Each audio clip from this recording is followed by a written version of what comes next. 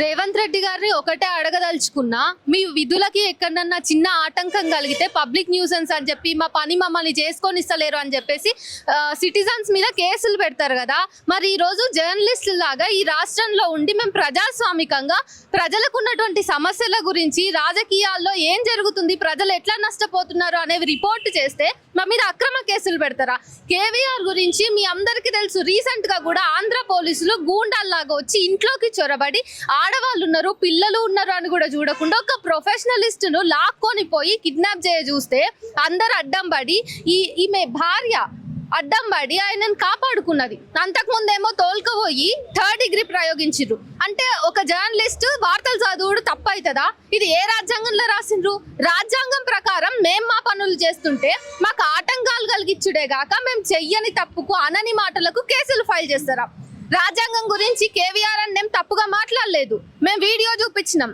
Video మీకు personal గా పోలీసులకు చూపించినదే కాక మళ్ళీ ప్రెస్ మీట్లలో కూడా second to second, pin to pin చూపించినాం. అందులో కేవీఆర్ ఏడ తప్పు మాట్లాడిండో ఒకసారి చెప్పండి. ఒక 2 సెకండ్లు మీరు పని పెట్టి చెవులు పెట్టి వింటే ఆయన ఏం మాట్లాడిండో మీకు అర్థమవుతుంది. అసలు ఏం మాట్లాడని మనిషిని పట్టుకొని మీరు గూండాల్లాగా తోలుకొని పోయి 3rd డిగ్రీ ప్రయోగించి సంపుతామని బెదిరించి సంపాలనే చూస్తున్నది ఆంధ్ర ప్రభుత్వం. కానీ తెలంగాణ ప్రభుత్వంలో ముఖ్యంగా హోంమంత్రి, ఏం హోంమంత్రి రేవంత్ రెడ్డి గారు? మీరేం ముఖ్యమంత్రి? ఎక్కడి ముఖ్యమంత్రి? మా పనులు మేము చేసుకుంటుంటే ఎందుకు ఇట్లా అడ్డం పడుతున్నారు? ఎందుకు ఇట్లా న్యూసెన్స్ క్రియేట్ చేస్తున్నారు? ఎందుకు మా ప్రాణాల మీద పడుతున్నారు? కేవీఆర్ కి ఇప్పుడు ఏమన్నా అయితే ఎవరు బాధ్యత తీసుకుంటారు? ఈ తల్లి బాధ్యత ఎవరు తీసుకుంటారు? ఆ 2 పిల్లల బాధ్యత ఎవరు తీసుకుంటారు? ఆమె మహిళ అని కూడా చూడకుండా అసభ్యంగా అసలు ఎవరు సిఐ శ్రీనివాస్ అంట, ఆయన పట్టుకున్న తరీకా మీరు చూడండి. రేవంత్ రెడ్డి గారు మీ ఇంట్లో ఆడవాళ్ళని అట్లా పట్టుకుంటే మీరు ఊరుకుంటారా? మీరు కాదు, మేమే ఊరుకోము. ఏ ఆడవాళ్ళని పట్టుకున్నట్లా మరొక పోలీస్ ఆఫీసర్ వాళ్ళు సివిల్ ఎందుకు వచ్చిర్రు? వాళ్ళ దగ్గర అరెస్ట్ వారెంట్ ఉంది అంటున్నారు. ఆ అరెస్ట్ వారెంట్ ఎవరికి చూపించిర్రు? పోనీ ఇక్కడ లోకల్ పోలీస్ స్టేషన్లన్నా చూపించిండ్రా అంటే అది లేదు. ఆడికి పోయినాక పౌర సమాజం మొత్తం అడ్డం పడి మీరు ఎట్లొస్తారు? గూండాలా ఏంది? మీకు ఒక పోలీసు వాహనం లేదు, ఆ వాహనానికి ఒక నెంబర్ ప్లేట్ చక్కగా లేదు, అసలు ఏం చక్కగా లేనే లేదు, యూనిఫామ్ లేదు, మీరు అట్లెట్లొచ్చి గుంజుకోపోతారు అని అడ్డం పడితే అప్పుడు సరూర్ నగర్ పోలీస్ స్టేషన్ కి మీరు ఇన్ఫర్మేషన్ ఇస్తారా? అంటే కేవలము ఎట్లా దొరుకుతే అట్లా వేసుకోబోదాము, దాంట్లోనే చంపేద్దామని కదా మీ ఉద్దేశం. సో జర్నలిస్టులు ఎవరు పని చేసుకోకూడదు. ఈ రోజు కేవీఆర్ ను మీరు ఒక ఎగ్జాంపుల్ గా చూపిద్దాం అనుకుంటున్నారా? ఎవరైతే నిజాలు చెప్తారో వాళ్ళని మేము చంపేస్తామని చెప్పేసి చంద్రబాబు నాయుడు అది చూపించాలనుకుంటే రేవంత్ రెడ్డి ఆ ఎగ్జాంపుల్ ని ఇక్కడ తను నిజమే నిరూపిస్తుండా? అంటే మీరు కలిసిపోయి ఇక్కడ తెలంగాణ ప్రజలను ఆగం చేయాలనుకుంటున్నారా? ఇక్కడ జర్నలిస్టులను ఆగం చేయాలనుకుంటున్నారా? పౌర సమాజం మొత్తం చూస్తుంది. రేవంత్ రెడ్డి గారు ఇప్పటికైనా ఆంధ్ర ప్రభుత్వానికి మీరు తొత్తుగా ఉండడం మానేసి తెలంగాణని మీరు ఒక ముఖ్యమంత్రిగా హుందాగా, హోంశాఖ మీ చేతిలో ఉన్నది కాబట్టి ఇక్కడ శాంతి భద్రతల్ని రక్షించే విధంగా పనిచేయండి. ఈ పోలీసు వాళ్ళు ఆమె మొబైల్ తీసుకున్నారు, మేము వచ్చి పోలీస్ స్టేషన్లో అడిగితే మీ అడ్వకేట్ కి చెప్పుకోండి అన్నారు. అడ్వకేట్ కి ఎట్లా చెప్పాలి? ఆమె ఫోన్ నెంబర్ మొత్తం పోలీసులు పట్టుకోపోతే ఆమె అడ్వకేట్ కి ఎట్లా ఫోన్ చేస్తుంది?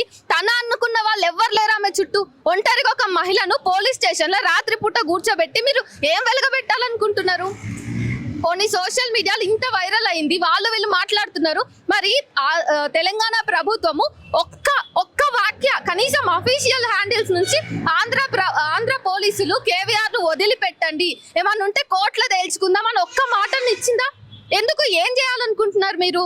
సో ఇదంతా రాజ్యాంగ వ్యతిరేకమైనటువంటి పాలన. ఎవరి పని వాళ్ళు చేసుకోకుండా శాంతి భద్రతలు విఘాతం కలిగించుకుంటా రేవంత్ రెడ్డి కేవలం తన రాజకీయ కాంక్షల కోసం మీకు వెయ్యి ఉండొచ్చు సార్, కానీ మా పని చేయకుండా మీరు మమ్మల్ని ఎందుకు అడ్డుకుంటున్నారు? అంటే ఒక యువ జర్నలిస్ట్ గా నేను ఏమనుకోవాలి? నేను భయపడాలా? నాలాంటి వాళ్ళందరూ భయపడాలా? రే నిజం చెప్తే ఆంధ్ర ప్రభుత్వం తెలంగాణ ప్రభుత్వం కలిసి అయినా మమ్మల్ని చంపేస్తుందని మేము వెనక్కోవాలా సార్? అంటే ప్రజాస్వామికమైనటువంటి రాష్ట్రంలో మేము ప్రజాస్వామికంగా వార్తలు చదువుకునేటటువంటి స్వేచ్ఛ కూడా ఇయ్యారా? ప్రెస్ ఫ్రీడమ్ ఎక్కడ పోతున్నది తెలంగాణలో? ఆలోచించాలి రేవంత్ రెడ్డి గారు. ఇప్పుడైనా మీరు కళ్ళు తెరవండి. చాలా మర్యాదగా చెప్తున్నాం, ప్రాణాల విషయం. కేవీఆర్ గారు బ్రతికి మళ్ళీ సేఫ్ గా ఇంటికి ఎట్లా పోయిండో అట్లా రాకపోతే హుందాగా తీసుకురావాలి. ఏదో చిల్లర రౌడీని, రేపిస్ట్ ని పట్టుకొని పోయినట్టు లాక్కుపోవడం ఏంటి? అరెస్ట్ చేయడానికి వచ్చినప్పుడు హుందాగా చూపించాలి, వారెంట్ చూపించి చాలా రెస్పెక్ట్ఫుల్ గా తీసుకుపోవాలి. నేరమేం నిరూపణ కాలేదు, మళ్ళీ అది ఫేక్ కేసు అని మేమే జర్నలిస్టులమే ప్రెస్ మీట్ పెట్టి నిండుగా అందరం కూర్చొని చెప్పినాం. అన్ని ఫేక్ కేసుకి కూడా మీరు ఇంత దౌర్జన్యం చేస్తే ఏమనుకోవాలి మీ మీద? ఇట్లానే మరి ఈ తల్లుల మీద ఇప్పుడు కేవీఆర్ కేసులనే ఈ తల్లిని కూడా అంటున్నారు బ్యాడ్ కామెంట్స్, వాళ్ళని అట్లనే తీసుకుపోతారా? మమ్మల్ని అన్న వాళ్ళని అట్లనే తీసుకుపోతారా? కాదు కదా. ఆలోచించాలి ఇప్పటికైనా ప్రభుత్వం, తెలంగాణ ప్రభుత్వం వెంటనే స్పందించి అక్కడి పోలీసులను అదుపులోకి చేసే ప్రయత్నం చేయాలి. కావాలంటే చంద్రబాబు కాళ్ళు మొక్కండి, కానీ కేవీఆర్ ను బ్రతికి బయటకు తీసుకొని రండి. ఇక్కడ వీళ్ళు భయపడుతున్నారు, ఏడుస్తున్నారు. ఆమె నీళ్లు తాగడానికి కూడా సిద్ధంగా లేదు. ఆయన వచ్చే వరకు ఈమె పోలీస్ స్టేషన్లోనే వండుకుంటే నేను ఈయనే ఉంటా, మీరు 10 రోజులు చేస్తారో 100 రోజులు చేస్తారో చేయండి, నేను ఈయనే ఉంటా అంటుంది. ఆలోచించండి.